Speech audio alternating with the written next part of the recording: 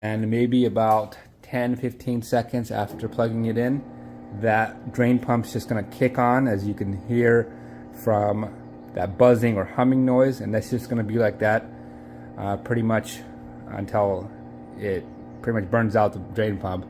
Hey, welcome back to my channel, Duct Tape Mechanic. So I've spent years taking apart and fixing these washing machines. So before you spend $800 on a fancy new washer, I want you to see the top 3 machines that are currently flooding my shop with very expensive repairs within 18 months of being purchased. So if you find this video to be helpful, make sure you subscribe to my channel. Alright, so we will be starting with the third worst washer on the list. The list is basically in order from least expensive to most expensive repairs, I should say. At number 3, we have the latest Maytag Top Load washer.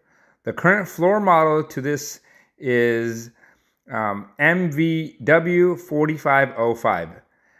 But pretty much if it looks anything like the video and it's a Maytag Top Load washing machine, you want to avoid this one. The notorious issue with these ones is that there is a pinch point in the wiring harness between the drum and the back of the washer that basically begins to cut the wiring harness. The most common symptom is the washer will not start because the drain pump wire itself is cut. I have a detailed video on this repair and all the other repairs that are going to be found for these washers in the description of this video. That the drain pump wire was broken, and this is actually a notorious problem that these Maytag washing machines have, is that this wire breaks. Alright, so the second machine to avoid is a Whirlpool Top Load washing machine. Now, the model number to this one also doesn't really matter, because what we have to look for is a Whirlpool machine with this sort of gray background and these sort of knobs. So sometimes they have 4 knobs, sometimes it's 3. Whatever you do, stay away from these machines. I did go to a couple of my local box stores to see if they still had them on the floor. I think Whirlpool is slowly beginning to pull these models, but that doesn't mean you won't see them at your particular box stores or your appliance stores. You just need to stay away from them because of just how notorious this issue is. Basically, if you bought one of these machines in the last 3 years, or if you see one on the shelf or on the floor, these have a notorious issue with the drain sensor, or I should say the pressure sensor on the control board. It pretty much fails, causing the drain pump to run continuously, and the only thing you can do is replace the whole control board. I have a whole video on the process. There's a list of different models that Whirlpool is recalling or doing some warranty work on, but I've heard that sometimes you have to pay for the initial diagnostics and whatnot, so it's better just to avoid that headache altogether. If you're interested in that video, I will link that in the description of this video as well. I kind of came up with a unique, creative way to circumvent that issue, but I wouldn't expect that out of the regular homeowner. But my main duty here is to warn you of any sort of Whirlpool that has this sort of gray background with these knobs. They're known to have pressure issues dating back to the 2023 models. So I would stay away from that, and that's why they are number 2 on this list. The worst washer you could possibly buy in 2026 is a front load GE washing machine.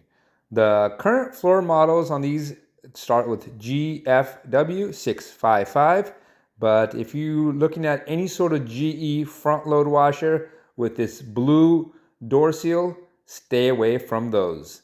These are notorious for control board issues. Oftentimes these control board issues are hidden under other issues. For example, the washer will throw a lid lock error or a drain error, but in reality, it's actually the control board that's bad. In most cases of the drain error, you'll actually have to replace both the drain pump and the control board. Anyways, the minimum repair bill for these, if you're having it professionally done, can start at $400.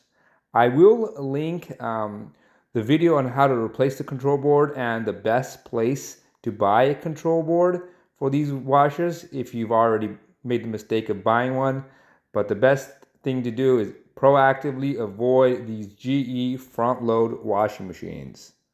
All right, so that is the top 3 worst washing machines of 2026. So we have at number 3, we have the Maytag Top Load washer, followed by a Whirlpool Top Load washing machine, and topped off with the GE Front Load washing machine.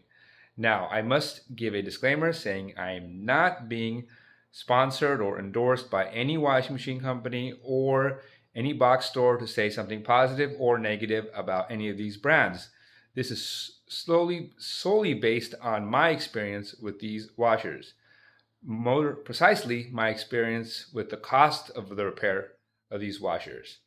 So if you found this video to be helpful and you want a video on the 3 washing machines you should be buying or that are available to be bought in 2026, please leave a comment in the comment section of this video and I will make a video on that. So if you found this video to be helpful, make sure you hit the thumbs up sign.